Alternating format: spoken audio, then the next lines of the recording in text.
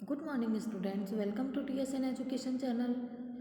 Today we will do class 7th history chapter 6 town standards and craft person, fourth video.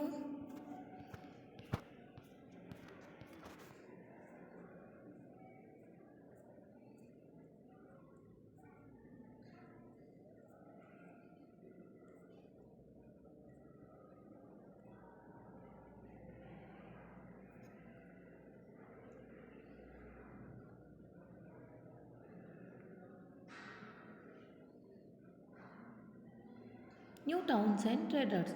In the 16th and 17th century, European countries were searching for spices and textile. 16th और 17th century में European countries textile और spices की search कर रही थी which had become popular both in Europe and West Asia, और वे दोनों ही यूरोप और वेस्ट एशिया में पॉपुलर थी. The English, Dutch and French form East India companies in order to expand their commercial activities in the East. English, Dutch और French ने East India company बनाई और अपनी कॉमर्शियल एक्टिविटीज़ को east की ओर expand करने के लिए. Initially great Indian traders like Mulla Abdul Ghafur and Virji Vora who owned a large number of ships competed with them. और उनमें से कुछ ऐसे मुल्ला अब्दुल गफूर और विरजी वोरा, ये इंडियन जो ट्रेडर्स थे, ग्रेट इंडियन ट्रेडर्स थे, ये इनके पास काफ़ी ज़्यादा शिप्स थे जिससे कम्पीट करते थे, एक दूसरे से कंपटीशन करते थे. However the European companies use their naval power to gain control of the sea trade and force Indian traders to work as their agent. और उसके बाद जो यूरोपियन कंपनीज थी उन्होंने अपनी नेवल पावर को यूज़ किया और सी ट्रेड जो था उस पर अपना कंट्रोल किया and force Indian traders to work as their agent. और इंडियन जो एजेंट्स थे, इंडियन जो ट्रेडर्स थे, उन्हें अपने एजेंट्स की तरह वर्क करने के लिए फोर्स किया गया. Ultimately the English emerge as the most successful commercial and political power in the subcontinent. English जो थे वे लोग कॉमर्शियल और पॉलिटिकल पावर में, सब कॉन्टिनेंट जो था इसके कॉमर्शियल और पॉलिटिकल पावर उनकी सक्सेसफुल हो रही थी और एमर्ज हो रहे थे वो इसी तरह से एक पावरफुल की तरह था. Spurt in demand for goods like textile led to a great expansion in the craft of spinning, weaving, bleaching, dyeing. और इसकी बढ़ती हुई जो गुड्स टेक्सटाइल की जो डिमांड थी इसका ग्रेट एक्सपेंशन हो रहा था.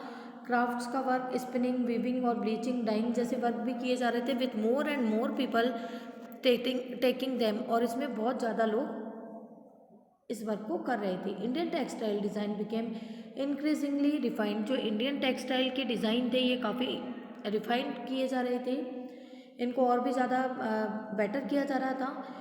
However, this period also saw the decline of the independence of craft person. इसमें इस टाइम पीरियड में जो क्राफ्ट पर्सन थे उनकी इंडिपेंडेंस की, उनकी जो स्वतंत्रता थी उसको डिक्लाइन हो रहा था. They now began to work on a system of advance which mean that they had to weave cloth which was already promise to European agent. अब उन्हें एडवांस जो सिस्टम था इसके लिए वे लोग वर्क कर रहे थे. इसका मीन ये होता है कि वे जिनसे एडवांस लेते थे उसके लिए उन्हें वर्क करना है. Which mean that they had to weave cloth which was already promise to European agent.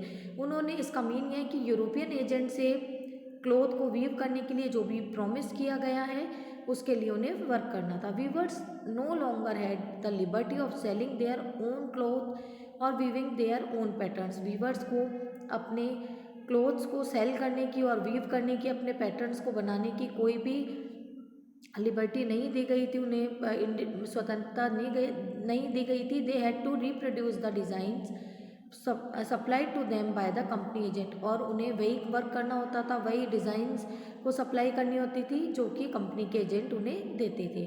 The 18th century saw the rise of Bombay. 18th century में जब बॉम्बे, कैलकाटा और मद्रास का राइज हो रहा था, which are nodal cities today. आज ये महानगरों में इन्हें माना जाता है. Craft and commerce underwent major changes as merchant and artisans were moved into the black towns established by the European companies within these new cities.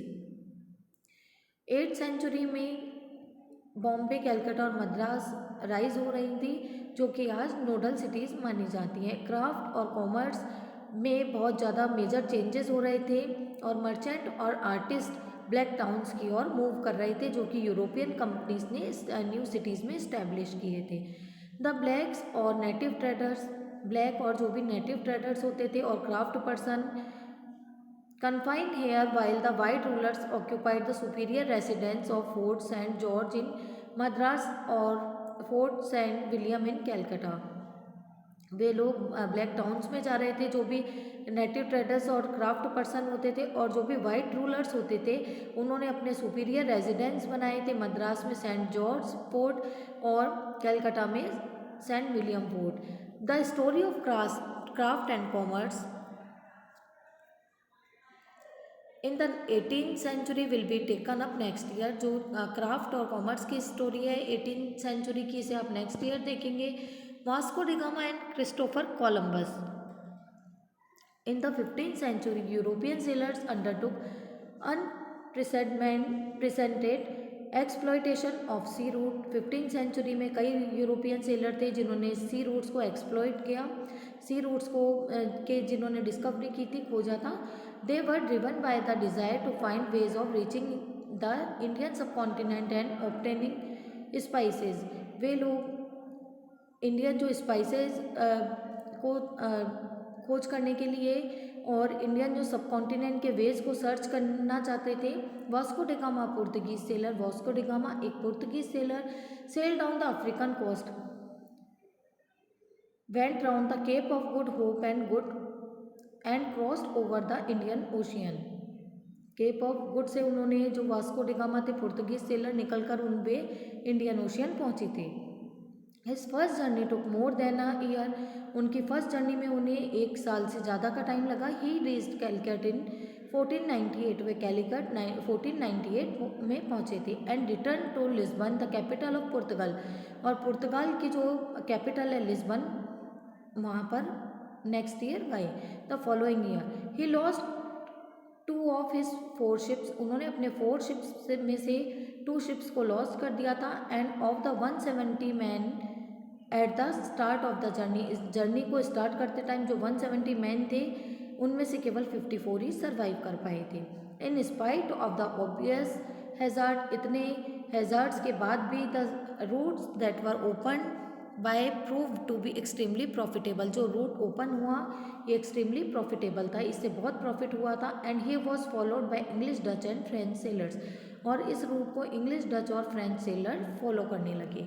The search for sea routes to India had another unexpected fallout. Sea routes को search करना ये unexpected था। On the assumption that the earth was round, ये मानकर कि earth round है। Christopher Columbus an Italian, Christopher Columbus जो कि एक इटालियन थे, decided to sail westward across the Atlantic Ocean. उन्होंने अटलांटिक ओशियन के वेस्ट साइड से के रूट से इंडिया वे गए थे। He landed in the West Indies, और इसीलिए वहाँ पर वे जो वेस्ट इंडीज़ है वहाँ पर लैंड हुए। Got their name because of his confusion in 1492, और इसी के कारण ये नेम है West Indies. He was followed bye sellers and conquers from Spain and Portugal who occupied large part of Central and South America, often destroying earlier settlements in the area। और उसके बाद कई ऐसे सेलर्स थे जो कि Spain और पुर्तगाल के थे। उन्होंने इनको इस रूट को कॉन्कर किया। Who occupied large part of central and south America. उन्होंने इस साउथ अमेरिका और इसके कई सेंट्रल जो पार्ट थे उसे ऑक्यूपाइड किया, अपना कंट्रोल किया, और अपने सेटलमेंट्स और जो पहले बने हुए अर्लियर जो सेटलमेंट्स थे उन्हें डिस्ट्रॉय किया।